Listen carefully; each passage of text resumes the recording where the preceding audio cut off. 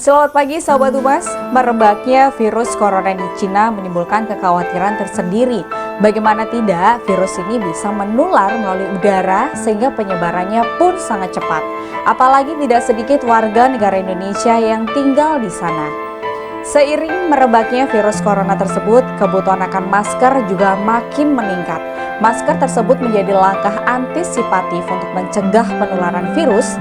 Namun karena tingginya permintaan masker, tidak heran jika masker menjadi barang yang sangat langka. Pemerintah Kabupaten Magetan tidak tinggal diam melihat kondisi tersebut. Melalui Dinas Tenaga Kerja, pemerintah Kabupaten Magetan segera bertindak cepat dengan mengirimkan bantuan sebanyak 20.000 masker.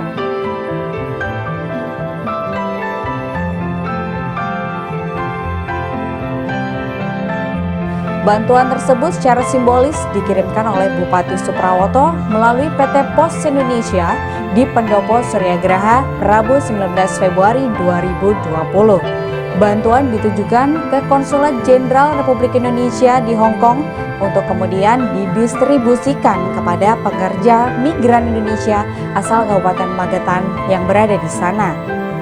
Bupati Suprawoto menyampaikan misi kemanusiaan ini dilakukan menindaklanjuti keluhan pekerja migran Indonesia asal Kabupaten Magetan yang kesulitan mendapatkan masker sebagai antisipasi penularan virus corona.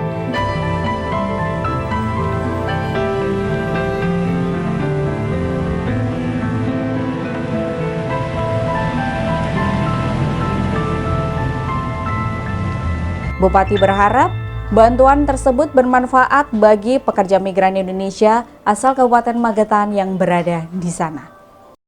Saudara-saudara saya dari Magetan yang kebetulan ada di Hong Kong, hari ini kami mengirimkan 20.000 masker. Ini bentuk kepedulian kami kepada saudara-saudara kami yang kebetulan di Hong Kong untuk mencegah jangan sampai kena virus yang saat ini membuat